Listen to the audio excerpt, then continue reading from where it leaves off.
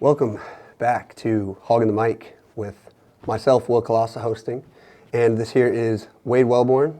He is the associate worship pastor for Fayetteville? I am one of the associate worship pastors here at the Fayetteville location. I actually was just promoted to the C3 worship pastor recently. Yeah. But yes, I am an associate worship pastor here. Yeah, at the so he is the location. associate Fayetteville Cross Church worship pastor here.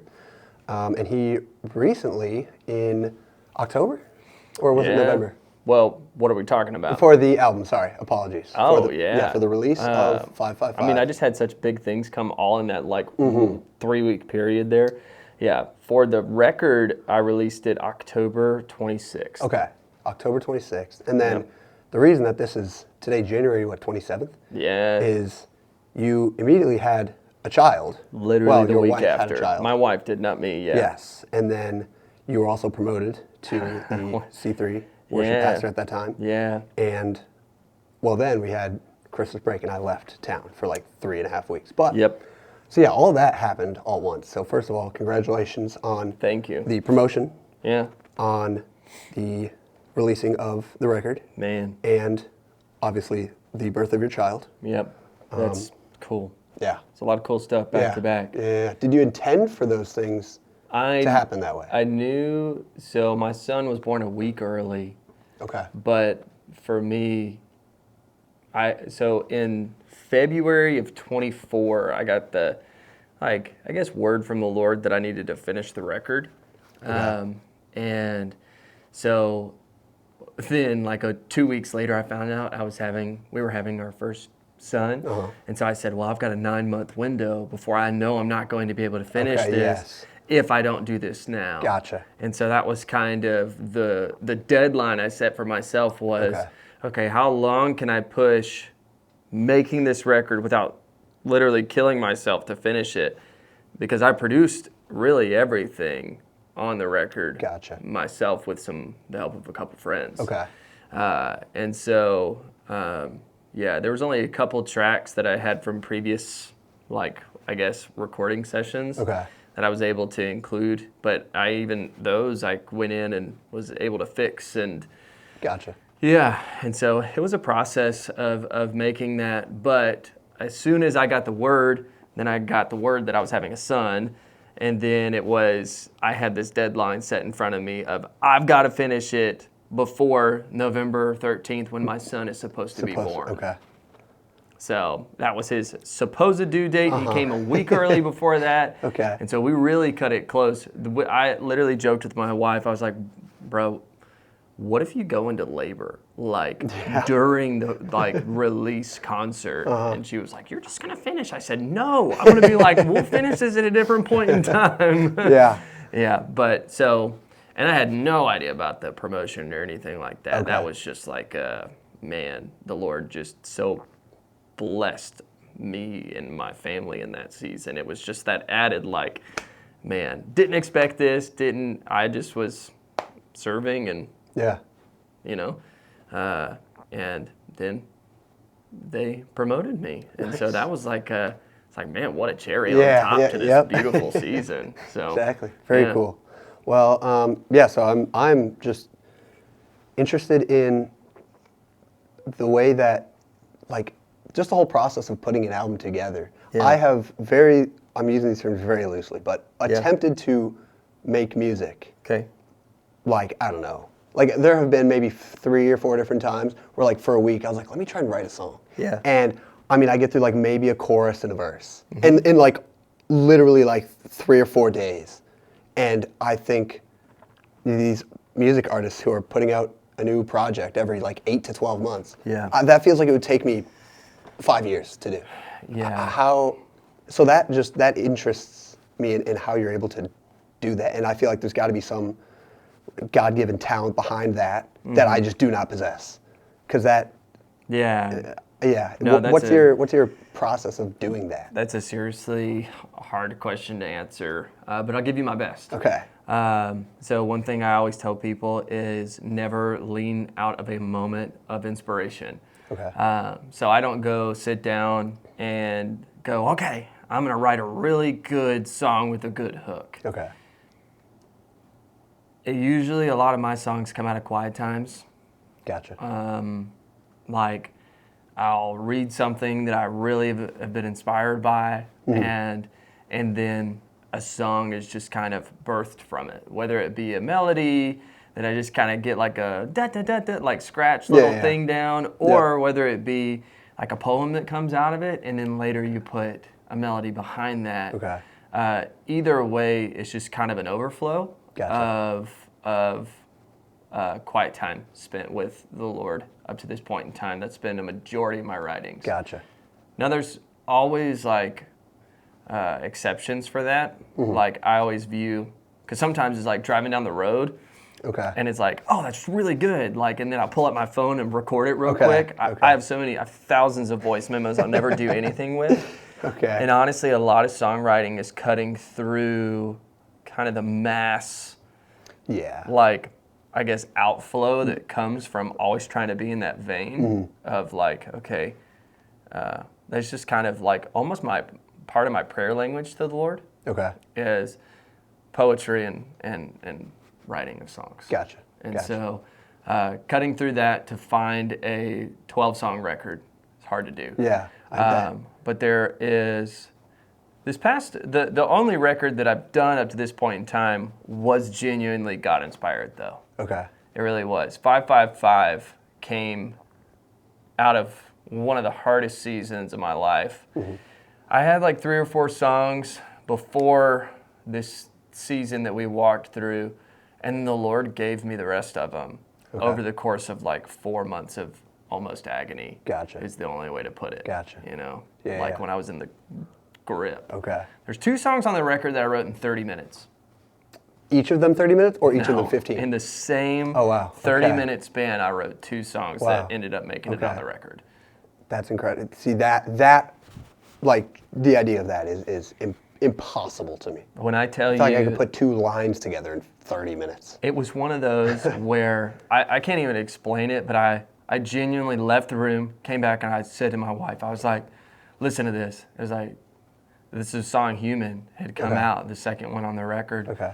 I just started singing it, and I was like, I finished it. And then I left the room, and I came back, and then Your Father Knows, which was the 8th song on the record. Yes. Like, I'm not kidding, was within, like I walked out of the room, recorded it on my phone, came back and said, hey, listen to this. I just wrote this. Wow.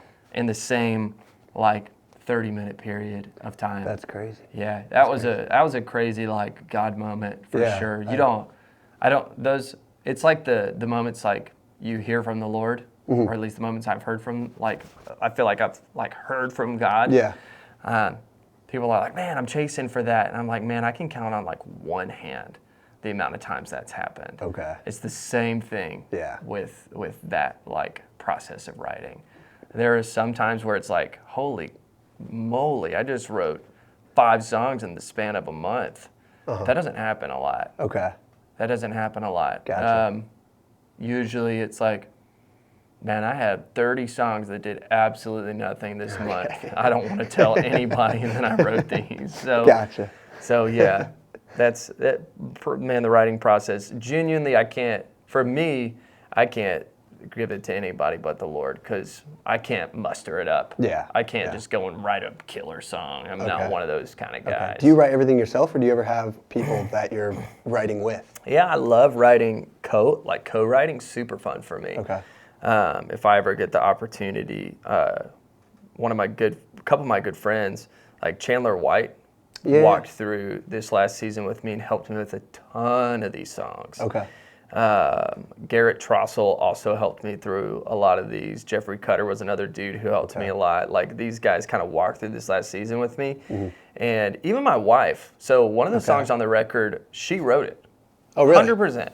She wrote like all the lyrics through and through on the record, which is the 12th song, which ended up having a lot more of like a folky vibe on it, which I didn't expect for it to be that way, because it kind of started out as like more of a slow worship song.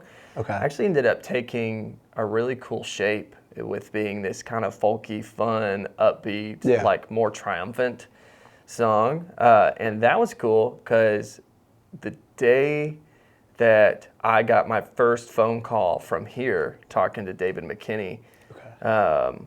Maddie wrote that poem, and I put the melody to it in like one run through. Dang, like had crazy. it. I mean, it was really cool. That's so cool. she wrote this beautiful poem, and then the Lord gave me this kind of cool melody to emphasize what she was trying to say. Very cool. And so, yeah. Does she make music as well? Like, does she help you with that at all, or just Depends. writer? So she's a good poetry writer. Okay. Like, she's super gifted. Gotcha. And honestly, sorry, excuse me. You're good.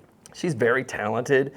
Like, just in general, just as a creative, she's very much a creative, which is cool.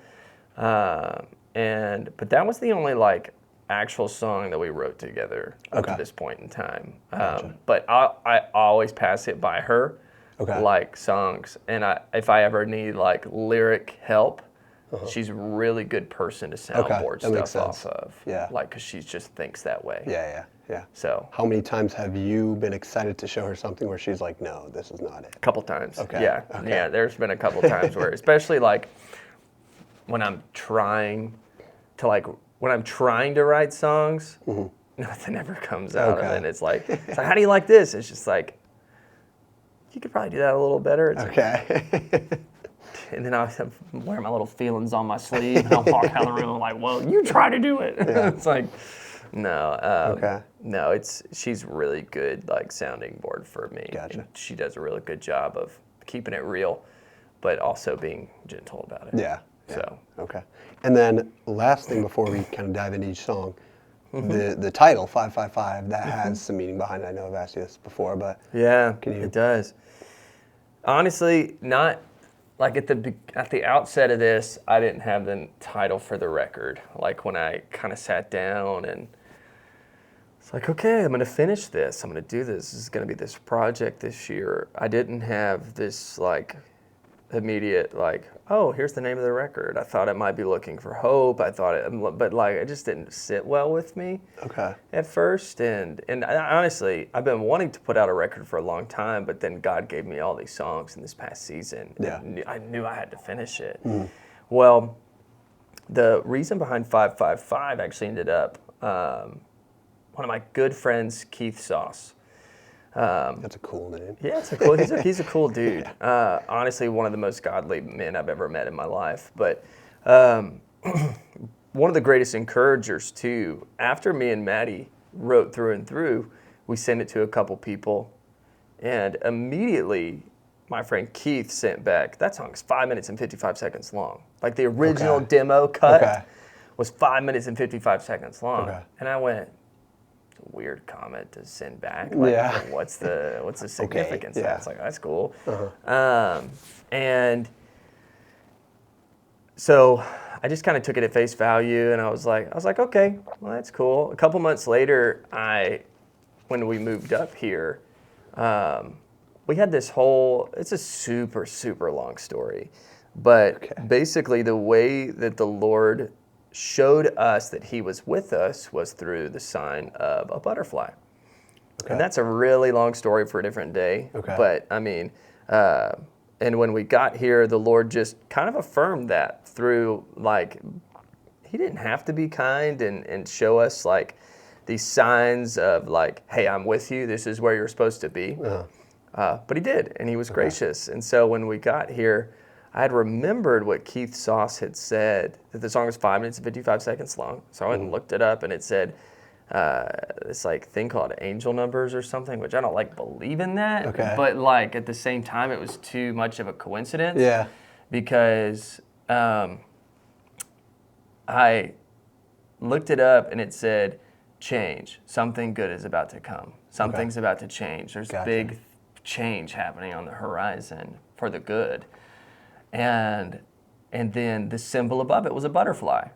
And so in that moment, I was like, man, God's with me. This is the name of the record. And I looked it up, and there wasn't another record named that. And so it's like, it's easily identifiable. It's kind of marketable.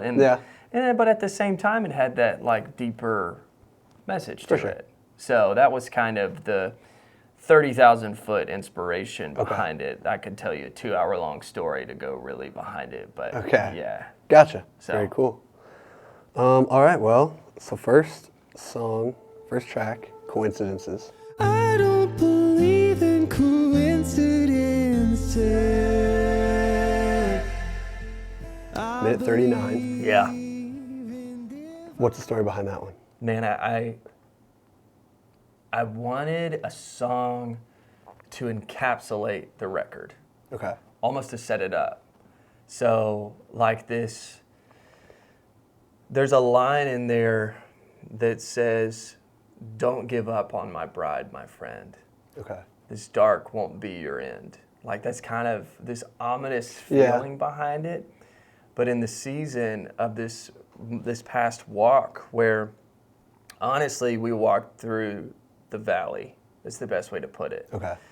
Coming out of where we were, and man, I remember before I had even the slightest like inclination that we were supposed to be moving to Northwest Arkansas, the Lord had told me multiple times, "Wade, don't give up on my bride. Okay. Don't give up on the church. Don't give up on my bride." Yeah. And I didn't know what that meant at the time. Okay. But the whole record, I feel like, is encapsulated. It's kind of like an overture song. Like at the beginning, it's like, hey, here's where we're going. 'Cause I wanted the record to tell a story. That's what it felt like. Yeah. Yeah. I wanted the record to tell a story, and I wanted to set it up. So, like this whole idea of, and I kind of wanted it to feel ominous. Okay. Because I knew that the middle of the record is just so sad. Yeah. In comparison to the rest of the record. Like there's parts of it that's like, oh, this is fun, and then you dive into the depths, and you kind of come out of it. I wanted the first song to kind of say, hey, what's ahead is not great, but it is. Like it has that kind of hopeful yeah. It has a hopeful twist tinge to yeah, it. that's exact tinge was the word I was going to go for. Yeah, That's it's not like a upbeat like, oh man, this is a first song like vibe, like oh man, like super upbeat. And I had a couple of church members too come up to me after the record was released and was like, I didn't know you had this side of you. It's like you do the fun upbeat song every week. Yeah. Like what is this? And I'm like, man, that's not really my vibe when I write. Okay. Is that at all? Gotcha. I would rather tell a story. Gotcha. And so I felt like the first song, even right out the gate, I don't believe in coincidences because I don't. You know, I believe the Lord appoints every moment, and every moment has a purpose. Yeah. And every valley, He's right there with you. For sure. And so there's not anything that happens in this life that, like, I mean, wasn't either allowed by the Lord or caused. Okay. Yeah. Very cool. It sounds like you were writing this to be the intro then? Okay. Yeah, so this one was a post. I had this plethora of songs, choosing which ones were going to go on the record, which ones made the most sense to fit the storyline, and sitting there, and then I kind of was like, man, I need an intro track. Yeah. I don't have something. I don't want Human to be the first song on the record. Okay. And Coincidences was originally not supposed to be the first song. Okay. It was going to go later in the record, but then I felt like it just fit so perfectly Gotcha. for this first moment to say, hey, here's where we're going. Yeah. Very cool. So then, like you said, Human is the next one. You said it's the first one that you wrote in that 30-minute window? Yeah. Okay. I'm only human, and sometimes I get scared. Yeah, that was a cool moment. Yeah. It really was. And I listened back to it. Human it's such a cool song because I feel like it's both theologically rich, but at the same time, it's got a fun feel to it. It doesn't feel like a worship song, which is kind of cool. It's very worshipful. Yeah. I mean, even the whole bridge is just this idea of surrender, which is just really cool. And listening back to the song, man, it was the first song that I completed. Okay. Like myself. I made everything on it Gotcha. except for the bass line my friend Jerry Hill did for me. Okay. and I had my friend Garrett come in and make sure the drums. It's like, is that fill doable? Okay. Like, because I programmed the drums. I'm like, is that a doable fill? It's like, how about you try this instead? Okay. But like the layering and figuring out, like, I basically figured out how to make a song by doing that song. Okay. And so if I could go back, I would redo it better. Gotcha. But I wanted it to be a timestamp of, hey, this was the first song that I kind of just pieced together and did myself, and I loved it. I thought it was really fun. Very cool. So yeah. Very cool. Then after that one, you've got Caught a Cab. Caught in cabins, I wrecked my car into the back of an old sedan. Got a That one you released as a single a little bit beforehand, right? That was the first. Was that the first single? Yes. Yeah. That one feels a lot different than The rest of the record? Yeah. It's because it is. Perfect. Yeah. Sorry. No, you're good. Just want to make sure you're good. Yeah, I'm fine. So Caught a Cab, I wrote that song probably 4 years ago. Okay. Gotcha. And honestly, it tells such a good story of like second chances. Yeah. And I felt like it was kind of the song that I'm like, if any song's going to end up on a playlist and make the record like known, it'd be this one. Yeah. Because it's fun, it's upbeat, For it sure. can make it on a coffee shop playlist or walk-in playlist for something, and I just really like the storyline of it. But it doesn't feel like the rest of the record at all. I actually recorded that one professionally. Oh, did you? Yeah. So my friend Cody Hunter, he owns Gray Box Studios out in Nashville. Okay, very cool. And I recorded this demo with him like 3 years ago, pretty sure. Okay. And maybe 4 now. And in the process of writing this record, I reached out to him like, bro, do you have these demo files from back in the day? Like, I would love to take them and polish this up. Yeah. And actually post it and like have I added the little bum bum bum bum like guitar intro part on it, and I did that like a couple months ago. Okay. Because I was like, dude, the song's not done. It doesn't feel. It just kind of was super like all we had was like drums and an acoustic guitar part, and like I actually mixed it down to have this full band feel to it. Gotcha. But it does feel different because I just thought it was a good song. Yeah. Honestly, and the vibe of second chances and kind of the story of this guy who's down on his luck. It just kind of it felt like it fit for song 3 on the record. I would say out of the whole record, it's the biggest outlier.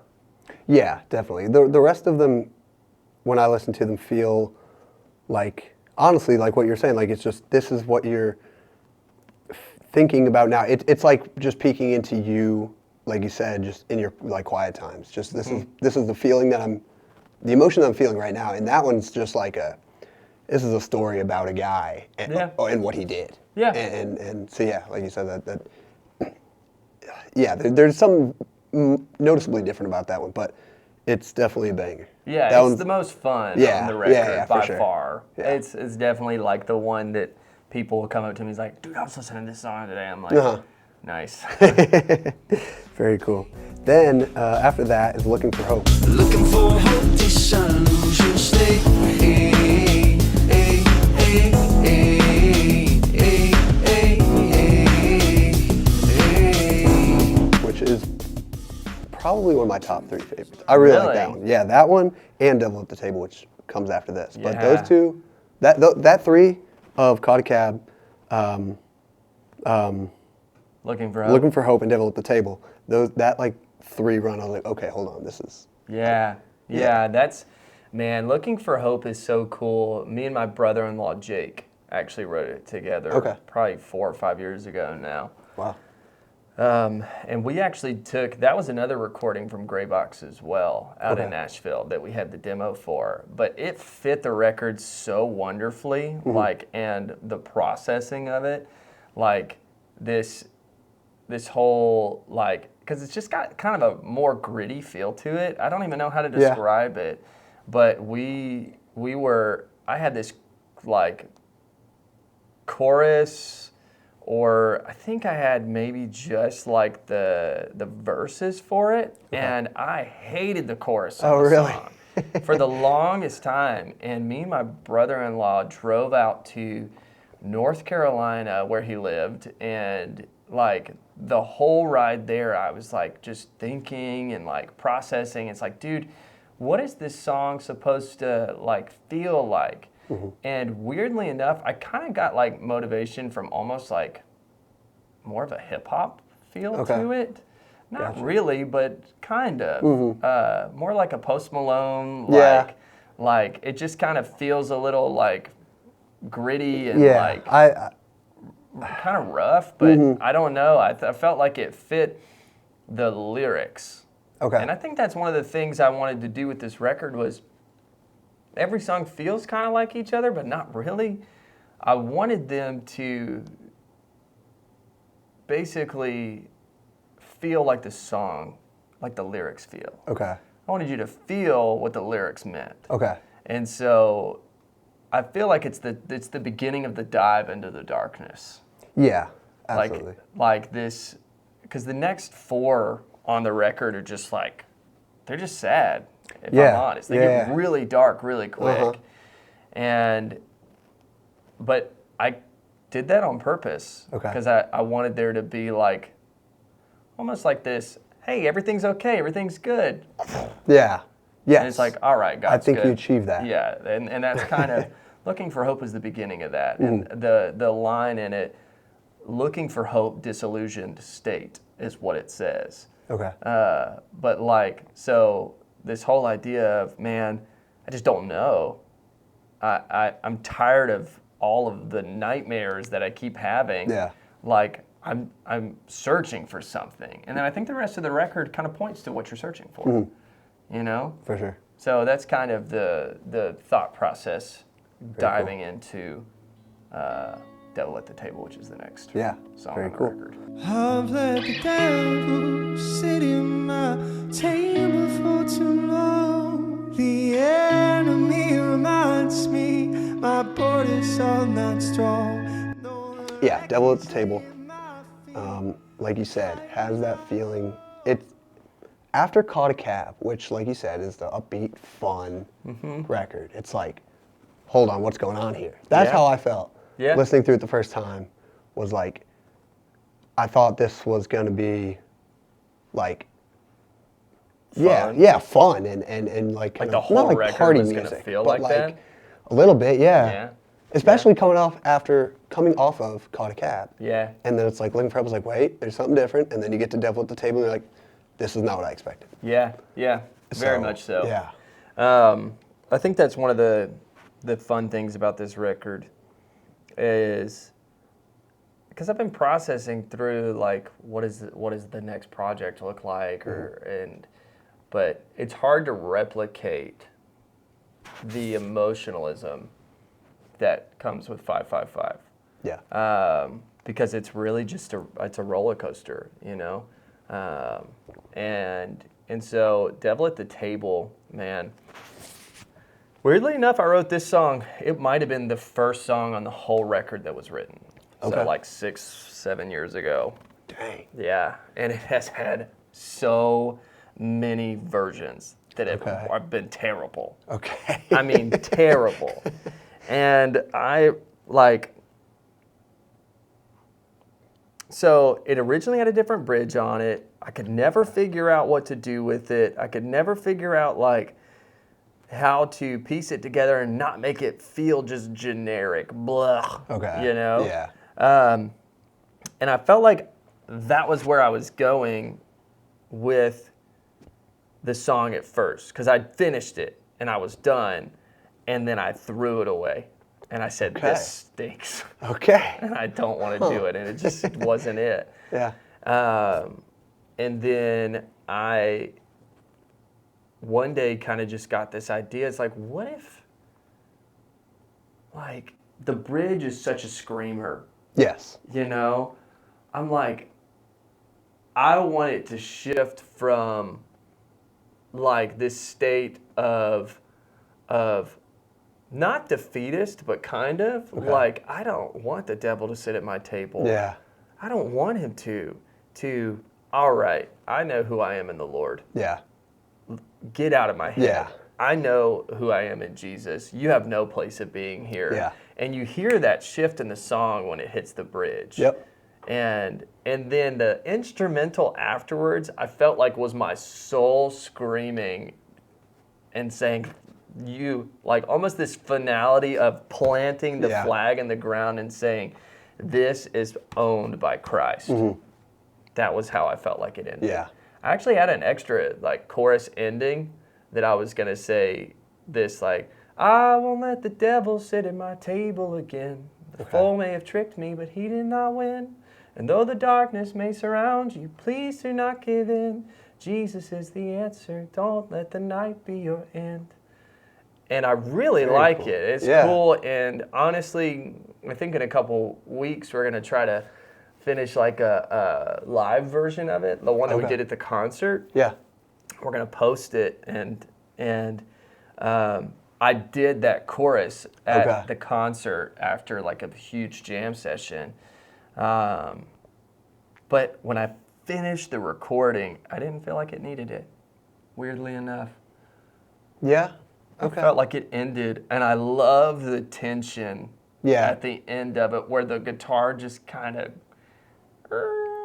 like it just ends and goes into nothingness. Yeah. I loved that picture. Yeah, that's cool. Of like the wrestling. Yeah. If I'm honest. That's I cool. liked that a lot more than the alternate chorus ending. Gotcha. Like live, it's cool. Mm-hmm. But, and for an alternate version, it's cool. Yeah. But for the one that went on the record, it just didn't feel right. Yeah. That's interesting. I didn't know that you had that, and I'd like to listen to it, like we're back to back both ways, just to see. Yeah. Because I'm trying to just think of. Yeah, I wonder how that feels if listening to the whole song with that alternate ending. Yeah. But that's cool. That's really cool. Yeah. Alternate ending has a lot more hope, but at the same time, where it was going after that on the record. I was going to say that you kind of have the next couple songs to do that for you. Tee it up. Yeah. Yeah. And so I decided to go for the whole record thematically than showing my cards. Yeah, that seems like the long play. The fifth. Yeah, it was definitely the long play. Yeah. But as a solo song, standing by itself in a concert, I do the other ending sense. because it's got hope to it. Yeah, and I want the room to feel that. For sure. That's really cool. Okay, yeah, so after that is Young. I want to go back to a time when I was young. Another. That song sucks. Yeah, another like. Yeah. You don't want to listen to that one by itself, I feel like. No, you know, that's sad. you don't want to play that one and go, okay, well, we're done. No, that's like, man, I'm having a terrible day. Yeah, it is. Push play. It's like, man, I'm so sad. Yeah. No, that's the one song on the record that makes me feel some type of way. Because I wrote it on one of the saddest, most horrible days of my life. So the next two songs, Young into How Much Longer, I wrote on the same day. Back to back, like pass wise too. Yeah. And it was just one of those days. I mean, it's terrible. It was a terrible day. And Young's lyrics are so raw because genuinely how I felt was I'm watching my wife suffer and I can do nothing about it. Gotcha. And that's where the song came from. Okay. And just this idea of, man, like the whistle solo, God, that's tough. That's tough to stomach because, like, even if you listen to it in the bridge, there's a glockenspiel that comes in. Okay. It's like the old kid's toy that's on there. You go back to listen to it, and you'll hear this, like, dun, dun, dun, dun, that follows that melody. Because we wanted to hit that nostalgic vein of, man, when I was a kid, I couldn't play any instruments, but I could whistle. Okay. you know? Yeah. I couldn't play any instruments, but my grandmother had a glockenspiel at her house that I would go and sit on the floor and play with, you know? And so everything in the song just leaned into this, like, man, sometimes I wish I could just be young and not have to worry about all these things that are so hard. Yeah. That makes, I feel that for sure, like when I listen to that song. Like, yeah, like I said, it's not a brighten your day kind of song by any means. No, it's not. It's a, dude, I remember when that record first came out, I got some info back from Spotify that said that like 4 people had listened to that song like over 120 times. Dang. And I thought to myself, I'm like, I almost wanted to reach out and be like, whoever this was, I'm so sorry that you listened to this so much today. You must have had a tough time. Yeah. Dang. And so, like, yeah, it's definitely one of those that puts you in your feels. Yeah. Sad boy hours. For sure. It is sad boy hours. Yeah. And the next song I think is the worst song of all time. How much longer? I just know that there's not much more my soul can take. I was just gonna say it leads into the saddest how part much of the longer, record, which is the depths. Mm-hmm. That's definitely the low point. It kind of starts to we go back uphill after this. You do, but you've got to get through. You got to get through the through pit, how much longer, yeah, which is just such a low point. And that's the raw take of it too, man. I was talking, I was like, I swear, Chandler White made me do things on this record that I knew were the right thing to do. Okay. But he had to basically push me off the cliff and say, you've got to do this and be vulnerable in this way for this to really hit. And so I hadn't showed anybody that song. It was one of the last ones I was going to record, and I showed Chandler. I'm like, how do I recreate this? And he looked at me, and he said, Wade, you don't. Yeah. And I went, okay. Yeah. Because there's no lyrics that I locked in. Okay. That was all spontaneous. Okay. It was all an overflow of just basically being crushed. Yeah. From what it felt like from my seat at that point in time. There was this genuine crushing in my life. I had had the worst blow I had taken up to that point in time through all the stuff that we went through. Okay. And it was just this like utter like that it's like, Lord, this has to be it. I can't get lower than this. Yeah. And when reading Psalm 6, I literally was like, Psalm 6, Psalm 13, I'm like, dude, I feel this. Like, this is how, it's like, I soak my sofa with tears. It's like, bro, that was literally me. Yeah. I soak my couch in my sleep with tears. And it's like, man, I just relate to that so heavy.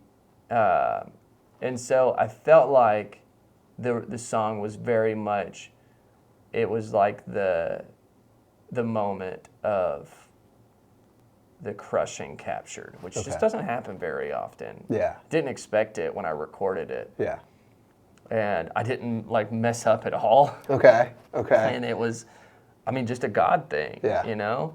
Like, and so actually what's really cool is I did mess up one time on it. Okay.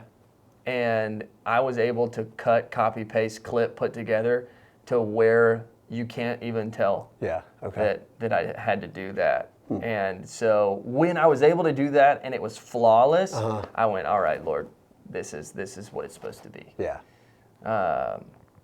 And the fact that I absolutely weep on it too is just one of the most like tear my heart open and show people moments. But I don't think you could have a more powerful moment than that. For sure. You know. Can I ask what it was that you were walking through at this time? Man, if not, it seems like it's a, yeah, it's a tough thing. It obviously, was. but, It was. But you know, And I'm interested if that is something you're willing to share. it is, to an extent. I'll share more generic. Okay, for sure. But we were walking through a really hard season where we were protecting our family. We had to leave the church where I worked. Okay. And I lost a lot of my best friends. Gotcha. Because I chose my family, and I believe I chose truth. Gotcha. Over choosing to stay where I was. Gotcha. Very cool. So. Yeah. Well, coming out of that, we get a little bit more of that hope that was hinted upon in the intro with Your Father Knows. Rest and rejoice that your Father knows.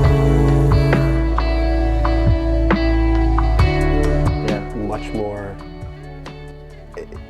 You get that after how much longer you take a deep breath. That track ends and you go, okay, come on, here we go. Like we need something here, and I feel like that's what we're getting. Yeah. With the next one. I'm glad that you bring that up, because I felt like Your Father Knows was the first breath you take after the depths.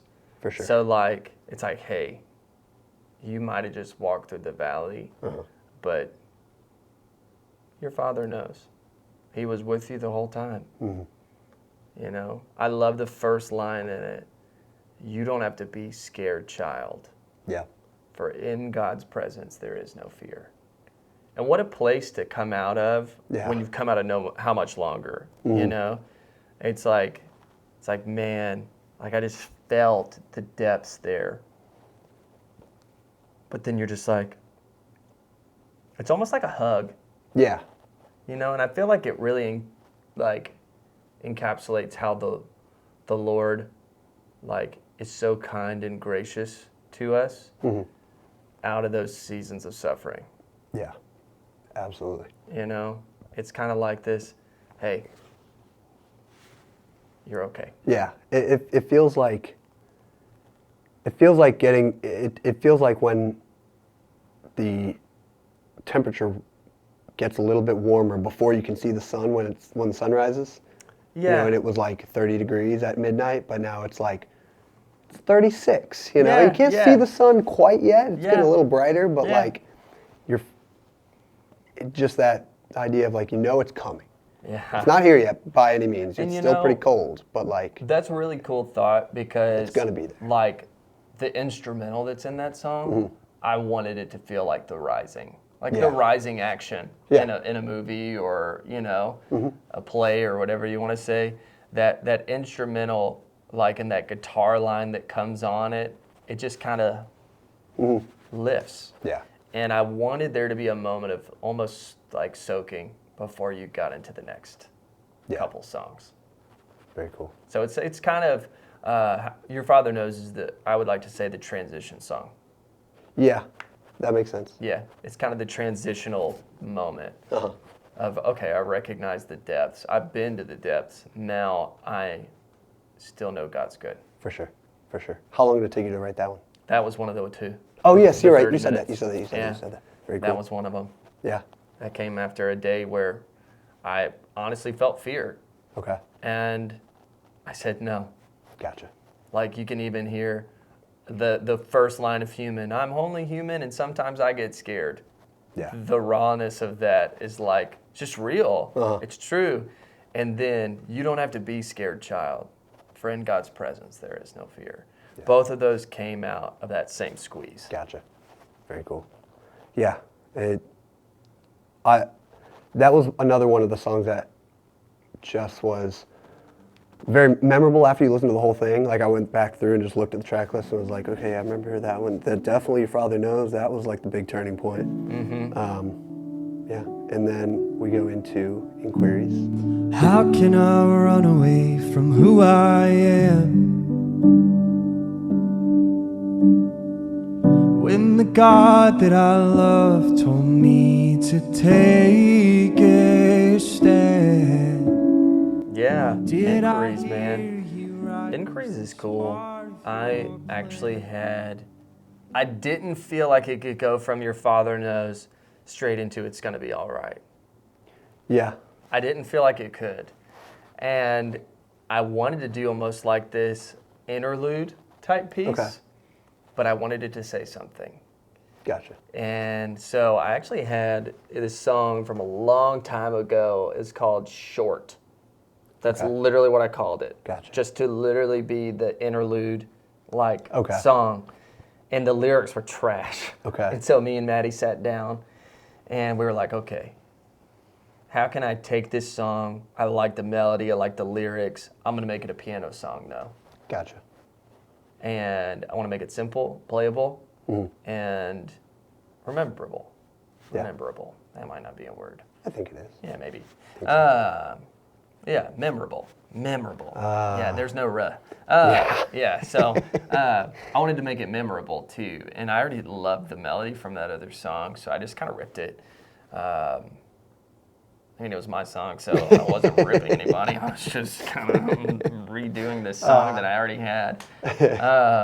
And yeah, the lyrics were the most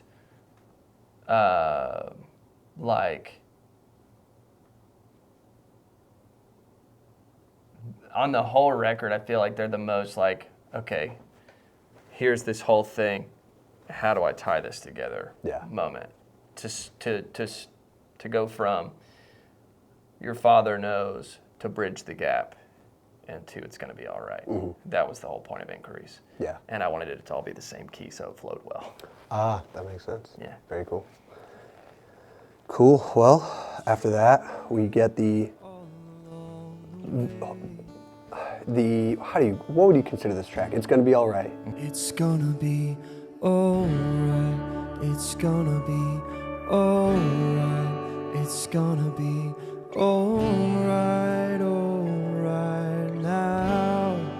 It's gonna It is the sun rising. It's like Yeah. that's what it is. It's the first It's the first kind of worship major. track. Yeah, that's true. Yeah. It's the first major like positive. This is all like just full positivity song. Yeah. You know. Which is cool because this song, I've had the chorus for almost longer than anything else. Okay. And actually, at the outset of this terrible season that we walked through, I wrote that song. So, like, if here's the timeline, like, it was at the very beginning of that timeline. And that song actually carried me through, I feel like, that whole season. Gotcha. That makes sense. I felt like it was the Lord giving me this song because I wrote it off of Psalm 23. Okay. Even though I walk through the valley of the shadow of death. Yeah. I mean, it's a straight rip of Psalm 23. Yeah. And so that psalm, and I felt like that song is what carried me through that season. So even if that song isn't that impactful for other people, like, it carried me through a season. Yeah. That I needed it. Yeah. You know, I needed the Lord, really, but like the Lord gave me that gift and giving me that song to be able to kind of, it's almost like the Lord was saying, hey, it's going to be all right. Even at the outset of this. Yeah. It's going to be all right, which is just kind of cool. Yeah. You need that. Yeah, you do. You can't go through the rest of it without that. You just get swallowed in the chaos and in the. You really do. Yeah. I feel like Psalm 23 is one of those that, like, if you learn it at a young age, it can be something that'll carry you through. For sure. The rest of your life. For sure. And so I'm very grateful that the Lord allowed me to use that psalm to be able to write the lyrics of that song. Yeah. Very cool. Would you say that's do you have a personal favorite? Because it sounds like that one might be the one. It's up there. Your Father Knows, I think, is my personal favorite. I really do. It was a hug for me in a season that I needed a hug. Gotcha. Very cool. Yes, after that, we have a prayer of surrender. God, your ways sit higher than my ways. You go beyond all my expectations. Track number 11. That one's deep. Isaiah 55 is what it's based out of. And that's a cool song. I actually wrote it before everything happened. Okay. Which is crazy. Gotcha. Before everything fell apart and I had to step away from my job and all these things. Before, I'm not kidding, maybe 3 or 4 weeks before, it was almost like the Lord was saying, hey, when this happens, are you still going to trust me? Gotcha. And this whole thought process of your ways are higher than my ways and your thoughts are higher than my thoughts. I didn't have a title for this song for months because I was like, bro, what am I supposed to write this as? Yeah. And then Chandler, who is just with me through this whole project, just looked at me and says, it feels like this song is like a prayer of surrendering your life to the Lord. No matter what comes, God, I know that you're in control. Your ways are higher than my ways and your thoughts are higher than my thoughts. Yeah. And then I actually got David McKinney, our lead worship pastor here, to record the keys on it. And he was like, hey, I've got this idea.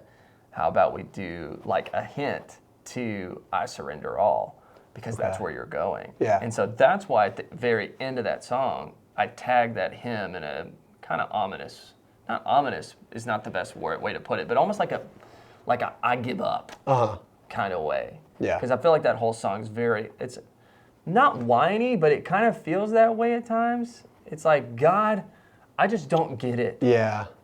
Your ways are higher than my ways. Your thoughts are higher than my thoughts. And I'm just going to sit here. Yeah. And then at the end, it's like this wrestling's done, and you're just like, all to Jesus, I surrender. Yeah. I'm done. I'm tired. Yeah. Life would be easier if I just gave up. Yeah. Yeah. And just let you do it for me. Yeah. Just kind of almost watch from the sideline. Yeah. Yeah. Really, to walk with him. Yeah. Yeah. And that's where that song ended up. Okay. For me. Yeah. Very cool. Yeah. That song's a cut too. Yeah. Yeah. It really is. There's a lot of. That one is very. All of them are very much raw emotion, but that one especially is just. It's straight scripture too, man. Yeah. That's what makes that song so cool. Yeah. You can tell there wasn't a lot of. Not messing with, but there wasn't a lot of fine tuning. It feels like it's just. It's the one that I looked at David, and I said, I need an awesome piano piece for this. Okay. I said, I don't want to put anything else on it. The Gotcha. lyrics have to shine in this song. Yeah. I said, I don't want to mess it up with my instrumentation. And I felt like it just being a piano song was the perfect fit for it too. Yeah. For the lyrics to just be elevated. Now, that's one of the only songs on the record I could see being a corporate worship song too. Yeah. Just kind of. For sure. But it would even be a response, sit there and think about this song type song too, because it's just, it takes you to the depths. So, It does. yeah. Very cool. And then, we get through and through. Yeah. God, you know us through and through. In our bondage, Lord, you called us. I look at this on YouTube Music, and that one's the only one that is all caps. Is there a reason for that? Yeah, there is a reason for that. Okay. I actually told Maddie, I said, I think I want this one to be all caps. And she said, why? And I said, because so one of my favorite poets, Emily Dickinson, when she wants to emphasize a word, she capitalizes it. And so I'm like, I want to emphasize this song on this record, so I'm going to capitalize it. Gotcha. And I want it to look different than everything else. Gotcha.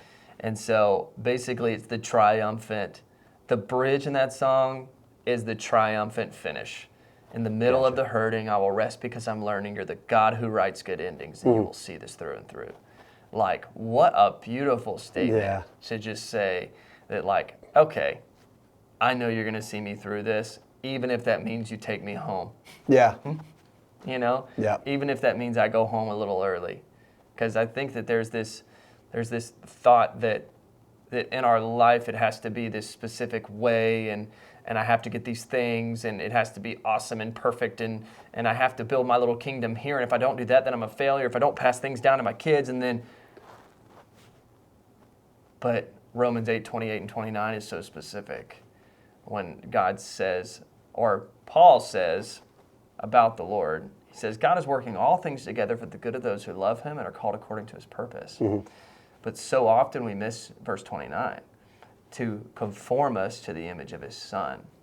And so the Lord is using all of these things that are happening. This is what this song is saying. Yeah. This whole record that just happened, everything that we just walked through is basically summarized in, hey, all of this was used to form me into the image of his son. Yeah.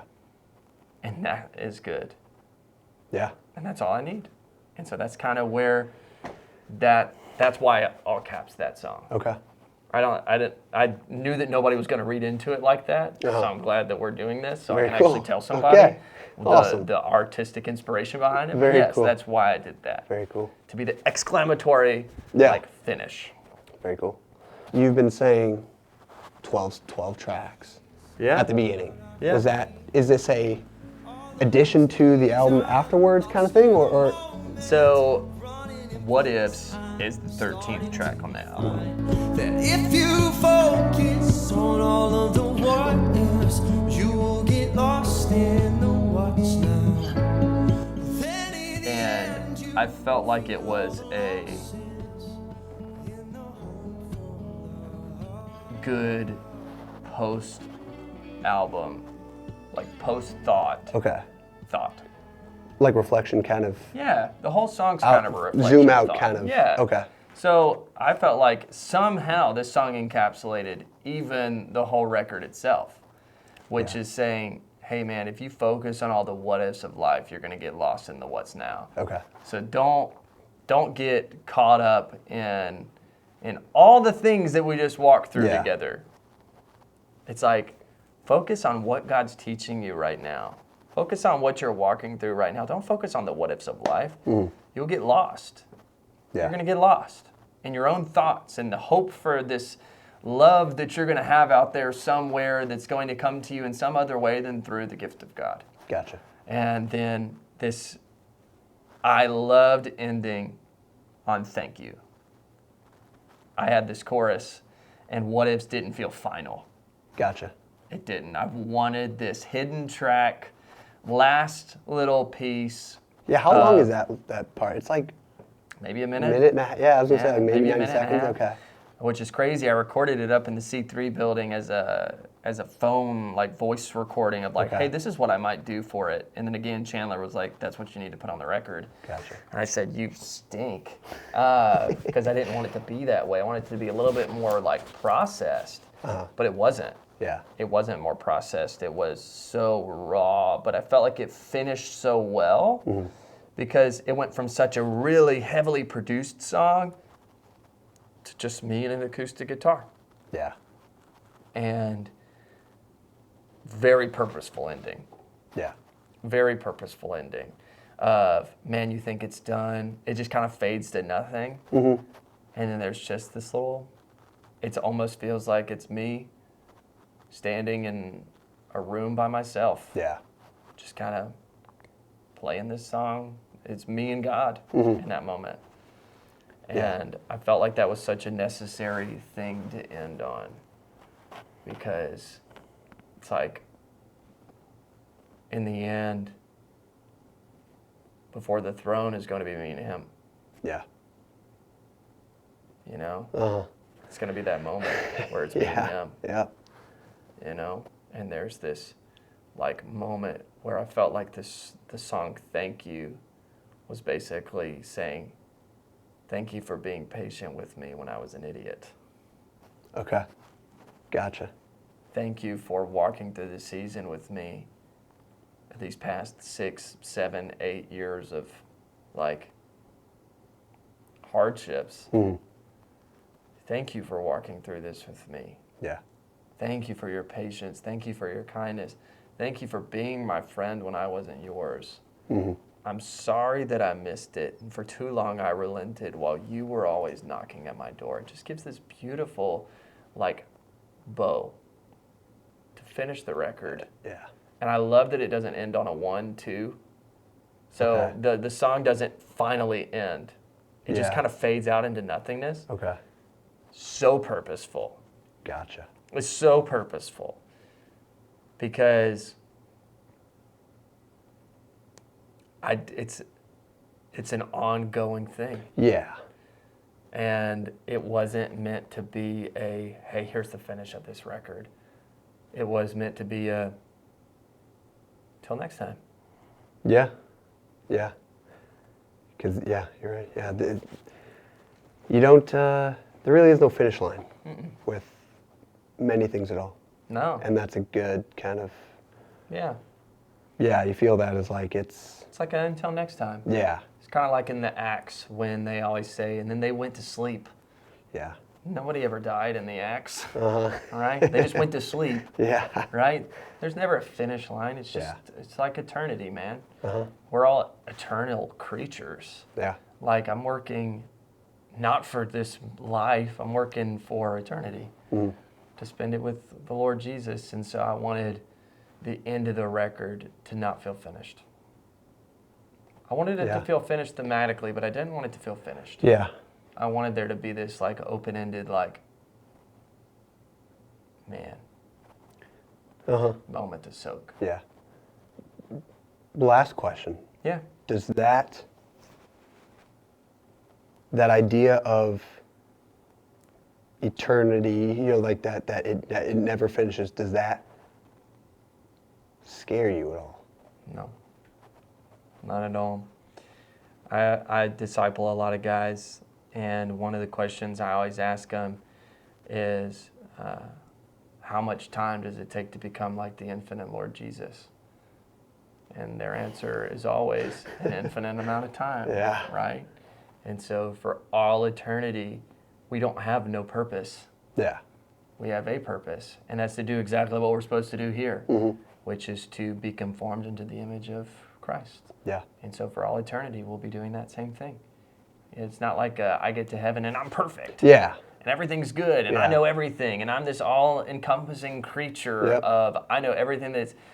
No, I believe that when we get to eternity, it'll be a lifetime, an eternal lifetime of just getting to know the Lord Jesus. Yeah. And every facet of his manner. I mean, getting to know the Father, the Son, the Holy Spirit, like the Trinity, like dwelling with them for eternity. Yeah. Doesn't scare me at all. It excites me. Yeah. Yeah. For me, that there is like that incredible sense of hope and excitement, and like the reward seems so incomprehensibly great, but having to go through who knows how many things to get there is fear. Is fearful the word? I don't know if it's fearful, but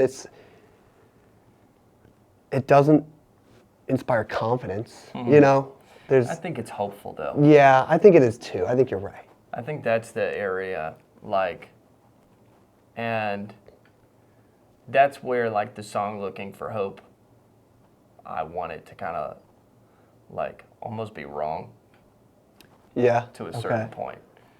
It's but at the same time, the song itself, I think that a lot of times we're looking for hope in the things of this world. Yeah. And that's where the disillusioned state comes into mind, is I'm looking for hope in the things of this world. It's no, my hope is found in Jesus. Yeah. Who never changes and is always the same, and he'll always be there. And he'll always be walking with us, and he's closer to us than we are to ourselves. Yeah. And so it's almost like this comforting, again, come back to Psalm 23, good shepherd of my soul. You know, for eternity, I get to be with the good shepherd of my soul. Yeah. And so there is at first, when you think about it, it's like, oh, eternity. It's like, oh, that could be scary. Uh-huh. But then when you really think about it, you're like, or is it the most joyful thing Yes. that will ever be? Yeah. Because the opposite of that is Yeah. yeah. Terrible. Yeah. Yeah. Eternal nothing. Yeah, yeah, it's like, I don't know. yeah. So it's hard to, I don't know if it's actually impossible to comprehend or to think of, to understand. Yeah. But it has to be the Luckily, greatest. you'll have an possibility. eternity to get to understand. Exactly. So, yeah. Well, and I guess that is 555. Yeah, it is, So- man. That's 555. It's a crazy, crazy journey. But thank you for taking some time to Absolutely. talk to me today For about sure. this. It's definitely it was a really cool experience, and I really hope to put out a lot more stuff in the future. Is there a idea as to what's next? When is next? Kind of waiting on the Lord Okay. right now. Gotcha. You know, I've got a lot of songs that I've never done anything with, and I've thought about doing like a, you know, maybe a fun, like songs that never made the record. Gotcha. Record. Yeah. Like just to put out something for fun. Yeah. But I don't want to waste my time. Yeah. That's So, true. That makes sense. So yeah, but when the Lord brings the inspiration, Very cool. here I am. Send me. Awesome. Well, that's 555. Check it out on all streaming platforms. All of them. Wait. Thank you very much, sir. Will, thank you for today, man. Absolutely. Great to finally get to sit down and do this. Man, praise the Lord. It was a long time in the Yeah, a long time in the so- making, but it's fun. Awesome. So- Well, Sweet. that's it. Thank you guys for watching, and see you next time. Awesome. Perfect.